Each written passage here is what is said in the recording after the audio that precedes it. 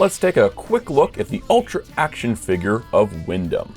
So the Ultra action figure line's been Ultraman so far, but now they've introduced Kaiju. Windom here looks the part. While he may not be sparkly silver like some other higher end figures, he definitely looks nice. The articulation's pretty solid, nothing in the neck, some shoulders, bicep swivel, elbow bend, wrist swivel, hips that move out, knees that bend, and ankles that pivot. This means you can get him into some basic poses, but they're pretty dynamic overall. Plus, Windom comes with an accessory. That way he can do the burning fist attack as seen in Ultraman Z. Speaking of Ultraman Z, Windom looks pretty good with the SH Figuarts Ultraman Z. He also looks pretty good with SH Figuarts Ultra 7. Could the Kaiju line from Ultra action figure be a good fit for Figuarts? Well, seen here with the Mini Plus Avenger, they seem like they fit in the same scale. Now putting this Windom with Mini Plus Avenger and the Figuarts of Juggler and Zet, honestly, I think that the action figure line now having Kaiju could be a good thing for Figuarts collectors going forward. Don't underestimate the power of Ninja as we look at every toy I own of Ninjor/NinjaMan. The original deluxe Automorphin Ninjor was a reuse of the Kaku Ranger NinjaMan. He transforms into his battle mode. Number 2 is NinjaCon? Hey, why do we have NinjaCon in here? He's not a Ninjor, he's just a remold. What do you mean padding out the runtime? The magic bottle that NinjaMan was contained in. This came with the Super Sentai Artisan Doron Changer. Cracking open the bottle, you'll find a cute little NinjaMan inside. 3, the Bandai American Ninjor Ranger Key. The Jada Toys Diecast Ninjor. The Heroes of the Grid miniature. Hasbro's Retro Automorphin Ninjor. Even if a couple things are manually done, he can still become that awesome battle mode we expect. The Shoto Super NinjaMan. Bottle, hands, action poses, he does it all. Which Ninjor/NinjaMan is your favorite, and which one am I missing? Let me know in the comments, and hit subscribe for more videos just like this. I got this on clearance for 15 bucks. Let's look at this Talking Indy. So here's Talking Indy. They actually got a not bad Harrison Ford sculpt. Looks very similar to the Adventure series. In general, he looks pretty good, and you can turn his waist, and it's got a spring-loaded feature. You can pull this back here, and it'll lift his arm, and he'll make sounds. That belongs in a museum. X marks the spot. Fortune and glory, kid. Fortune and glory. I don't know what they've got there. Snakes. Why did it have to be snakes? I hate snakes, Doc! I hate them! I told you! Don't call me Junior. I don't know, I'm making this up as I go. It sounds and looks like Harrison Ford as Indy, and really, what more can we ask for? So I went to open Nova Prime, and he is in the dumbest plastic-free packaging I've ever seen. I don't know what they were thinking. Let's look at it. So yeah, I opened the main flap here, and I was greeted by this interior, where it's like a cardboard tray with a bunch of paper underneath. So I opened that up, and then it's just, there's the toy, just wrapped up in an obscene amount of paper. There's the accessories. Here's Mr. Nova Prime. They gave him a Bride of Frankenstein dress because reasons. Here's all of his accessories. And I've debunked the it's environmentally friendly thing because, and this just adds to it. This is reams of tissue paper. Instead of just, I don't know, putting it in like a normal cardboard sleeve or something. Like, my goodness, what the heck? Why does he have paper zip ties on top of that? What's the point? Megazords are an iconic part of the Power Rangers franchise, so let's look at my top 10 favorite ones. Combining the Delta Squad with the Omega Max, you get the Delta Max Megazord. Falcon Zord plus Shogun Megazord is Shogun Mega Falcon Zord. Combining the first 9 Drive Zords, you get the Super Drive Max Megazord. The final combination of the 5 most powerful Wild Zords, the Isis Megazord. The Galactabeasts come together to form the Galaxy Megazord. The 2 Mega ships, Astro and Delta, become the Astro Delta Megazord. The Thunder Zord Assault Team combines with the Red Dragon Warrior to become the Thunder Megazord. The Turbo Rescue Zords becoming the Turbo Rescue Megazord. One of the largest combining Zords, the Super Train Megazord. And from Mystic Titan to Mystic Dragon, the Titan Megazord is my favorite Megazord of all time. Subscribe for more videos. Let's take a quick look at Transformers Legacy Armada Universe Megatron. Armada Megatron's classic H-Tank design has returned for this Legacy update, though you'll find while sculpted, some of the original features of the toy aren't here. An articulating tank turret is always a good time though, and while he features wheels, he doesn't roll that well. The transformation is pretty simple. While not as simple as the original toy, there's a lot of cool panels and flaps that kind of make it more solid. It is pretty dirt simple for a $55 leader class. Megatron casts a great silhouette evocative of the animated series, particularly in the way of the head sculpt itself. Unfortunately, despite that great look, he doesn't actually have any lateral shoulders, relying only on minor movement here and there, and that's a real bummer. Weapons-wise, you can still swing the cannon around his torso, and the cannon barrel can fit on either hand. You can move the turret around and replicate his original Minicon gimmick. Naturally, he makes a good companion with Starscream, and of course, he can face off against Optimus Prime. The Legacy Armada figures are great, but Megatron is the most underwhelming with his lack of lateral shoulders and his gimmicks being implemented a little weird. But to answer the question, when are we getting some Minicons? You'll have to stay tuned for future videos on this channel. Let's do a quick review of the McFarlane Toys Batman Movie 6-pack. Every figure comes with a standard McFarlane DC stand. All of them have been upgraded to nice flowing cloth capes, and they each come with a holofoil trading card. Plus you get a light up bat signal with 4 different emblems. The Michael Keaton is the same one from the Batmobile 2-pack, and you can turn his neck unlike the actual costume. The Val Kilmer is the sonar suit from the end of the movie, and it would be nice to see the regular suit and hopefully a Batman Forever wave in the future. The George Clooney is the same base figure from the upcoming Batman and Robin wave, but he has a cloth cape as opposed to the plastic one from the Mr. Freeze Build-A-Figure. The Christian Bale is the same figure from the Dark Knight Bane Build-A-Figure wave, but he does have a cloth cape this time. The Ben Affleck is the Justice League suit, slightly recolored, and now without the goggles on his head. And the Robert Pattinson is the same figure from the Batman movie release, but with a cloth cape, and now they've corrected the side-eye so it's not so intense. This set was an easy pickup for me because I only had Keaton and Affleck before this, but if you have been collecting the line and keeping up with it and you don't care about cloth capes, you may want to see if Val Kilmer will get a single release down the line. Let's take a quick look at the Transformers Collaborative Franken Tron. Packaged much like Dracula's in a nice VHS style package. Franken Tron is taking the Impactor mold from Siege and making him into Frankenstein. From the wonderful raised forehead design to the overly detailed chest that brings on those vibes, to the fact his hands can't rotate and are permanently in that monster position, to his weapon being an electric pole as seen in the creation of the monster. Not to mention it has an electricity effect that looks like it's shooting powerful amounts of energy. Of course, he makes a nice pairing with Draculus, though I do gotta say he's a little bit more impressive. Now this Frankentron can become a Tankenstein by turning into his tank form, though I do question the gigantic Decepticon symbol on the side. Plus that lightning effect can be added to have a tank shooting lightning. Overall, the second Universal Monsters collaborative Transformer is quite impressive, and I hope that we see a third one in our future. They are really cool mashups, specifically for people like me. Subscribe for more videos like this. Alright, let's take a quick look at the SH Figuarts Kaiju No. 8. Now, the title character of the anime looks like he stepped right off the screen. He's also a very tall figure, even to the average SH Figuart jump character. His articulation is what you'd expect for a Figuart, but there is extra things like his crunching torso that are kind of an interesting engineering marvel, because it allows for a lot more range than I would have expected. Plus, the way they made the head move and work with a series of ball joints and moving panels is pretty impressive, because he has kind of an awkward design. Accessories-wise, he comes with these 2 fists, as well as 2 open hands for different types of poses. Face option-wise, he has serious neutral, serious wide-eye, dramatic yelling, and goofy comedy. You can swap out his arm for an alternate one, as well as swap out his left leg. So of course these effects allow him to do his final attack move. This is a pretty good figure at a pretty solid price point, and honestly, I'm pretty happy with it. I'm looking forward to the rest of the line. Hit the subscribe button now so you don't miss out on future Kaiju No. 8 videos and other videos on the channel. Let's take a look at the SH Figuarts Reno Ichikawa from Kaiju No. 8. Reno Ichikawa looks pretty good head to toe, having great detail that matches the anime. What I love to see as well is the detail down the spine, which mimics the spine on Kaiju No. 8. In addition to standard Figuarts articulation, these pouches are movable, including the gun holster. Unfortunately, the pistol doesn't come out of the holster and there's not an alternate option for it. Accessories wise, he has 2 fists and a neutral expression, plus some relaxed hands and a side-eye face that has maybe too much side-eye. Of course, he comes with his rifle and a set of hands for it, plus a gritted teeth expression. He also comes with a yelling expression and an alternate hairpiece with his hair swooshing in the wind. Plus, Reno comes with a face that includes the mask option so he can protect himself. And you get a bonus face for Kaiju No. 8 with his creepy tongue hanging out. Reno makes a very nice pairing with his buddy Kaiju No. 8. Reno Ichikawa is a nice addition to the lineup, and I'm looking forward to more figures from Kaiju No. 8. Subscribe for more if you're excited too.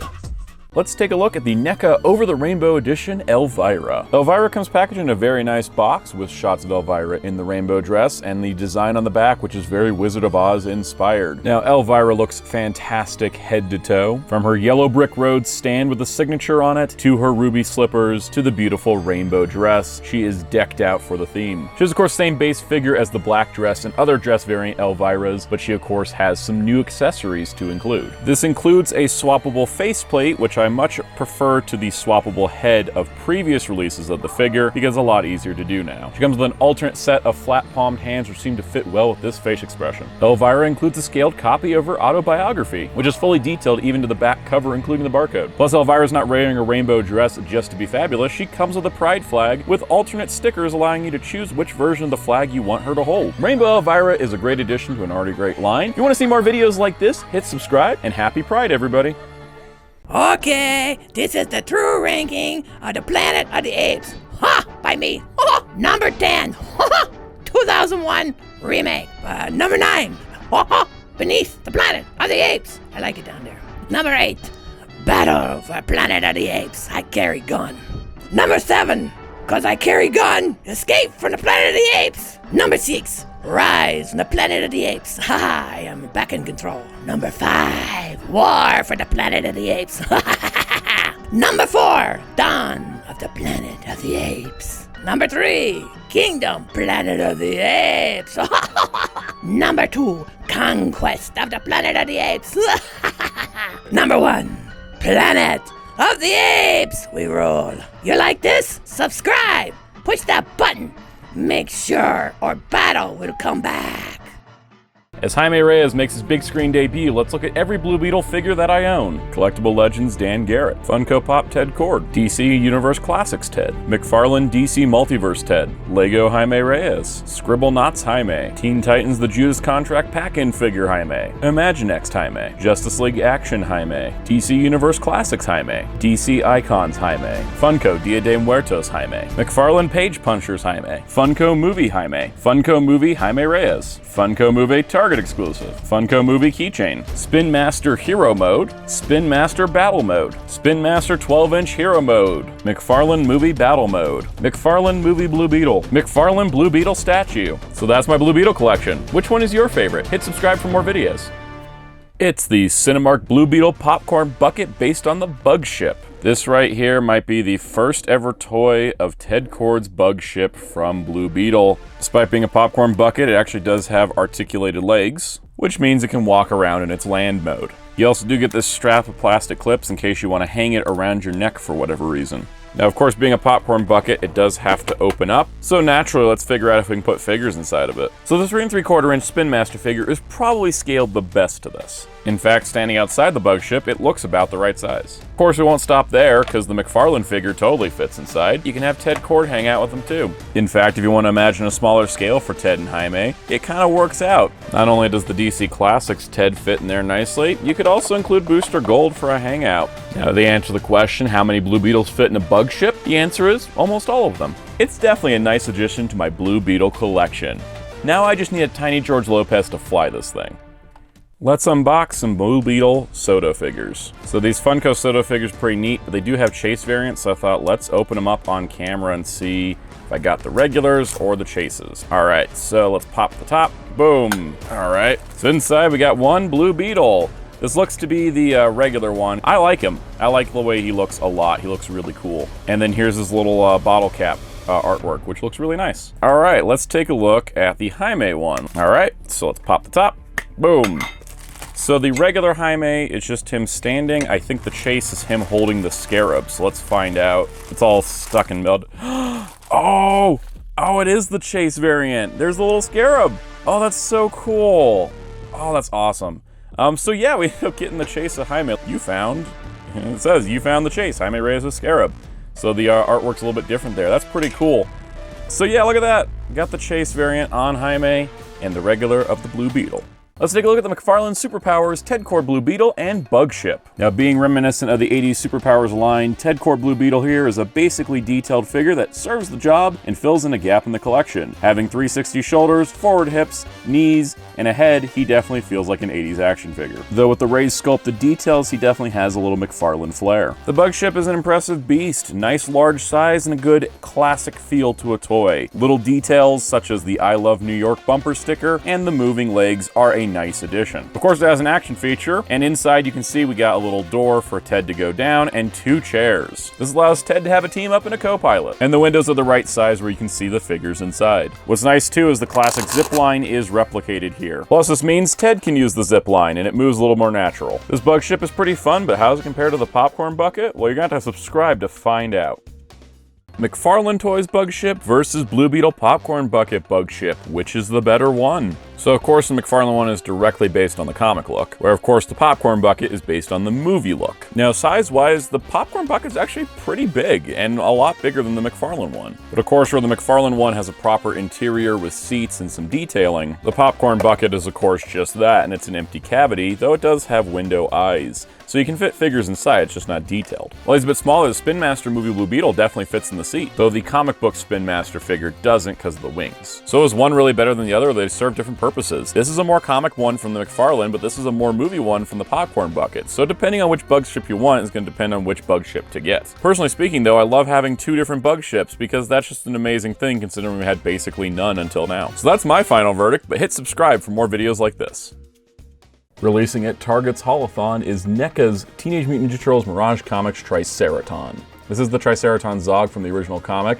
Really big, really bulky, super heavy, really detailed, having the rips in the clothing and all the detail there. His articulation is great. There's a lot of range of movement despite everything being single joints, and it definitely keeps the style over the overall joint count. Another cool feature is the fact his mouth does open and the tongue inside is adjustable. He also includes 3 different types of explosives. He does have a blaster with a strap on it, very Mirage Comics inspired. Plus he comes with a sword for slashing. Zog is definitely an improvement over the previous animated Triceraton. Plus he looks really great with the other Mirage Comics figures. Overall, this figure runs about $50 US, which is quite a bit, but he is quite a bit of figure, and to me he was worth it, but your mileage may vary. If you enjoyed this video, be sure to hit the like button, subscribe for more videos, both short and long, here on Soundout12. Otherwise, Zog might blast you in the face. Let's take a look at every set of Teenage Mutant Ninja Turtles I own.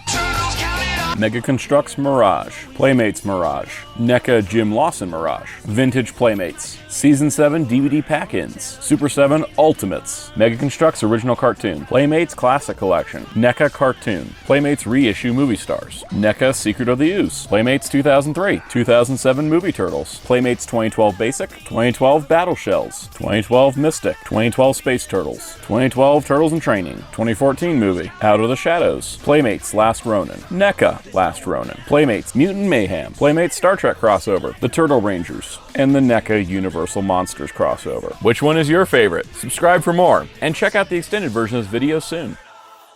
As a lifelong Ninja Turtles fan, here's my ranking of every Ninja Turtles movie and show. If you want descriptions on how I got to these rankings, check out my recent live stream, but here is the countdown. Number 16, Teenage Mutant Ninja Turtles 2014. Number 15, Teenage Mutant Ninja Turtles 3. Number 14, the Superhuman Mutant Turtle OVA anime thing. Number 13, Ninja Turtles The Next Mutation. Number 12, Ninja Turtles Out of the Shadows. Number 11, Turtles Forever. Number 10, the 1987 Ninja Turtles show. I love seasons 1 through 3 and 8 through 10, but the rest in the middle kind of drags it down. Number 9, TMNT from 2007. Number 8, Secret of the Ooze. Number 7, Rise of the Teenage Mutant Ninja Turtles the movie. Number 6, Teenage Mutant Ninja Turtles 2003. Number 5, 2012. Number 4, Mutant Mayhem. Number 3, Batman vs. the Teenage Mutant Ninja Turtles. Number 2, Rise of the Teenage Mutant Ninja Turtles. And number 1, the 1990 movie, my absolute favorite adaptation of Ninja Turtles, and probably one of the best comic adaptations of all time. So that's all for this video. Subscribe for more.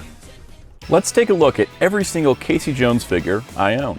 Mega Construx Mirage Casey Jones, Loyal Subjects Blind Box Casey Jones, NECA Mirage Comics Casey Jones Gray Shirt version, Vintage Playmates Casey Jones, Super 7 Ultimates Casey Jones, Loyal Subjects BST AXN Casey Jones, NECA 1987 Cartoon Casey Jones, NECA 1990 Movie Casey Jones, NECA 1990 Movie Ultimate Casey Jones, Playmates 2003 Casey Jones, Playmates 2007 Movie Casey Jones, Playmates 2012 Casey Jones, Playmates 2012 Space Armor Casey Jones, Playmates 2012 Half Shell Heroes Casey Jones, Playmates Out of the Shadows Casey Jones, Ninja Turtles Universal Monsters Phantom of the Opera Casey Jones. Which Casey Jones is your favorite? Let me know in the comments and subscribe for more, and check out the extended version of this video tomorrow.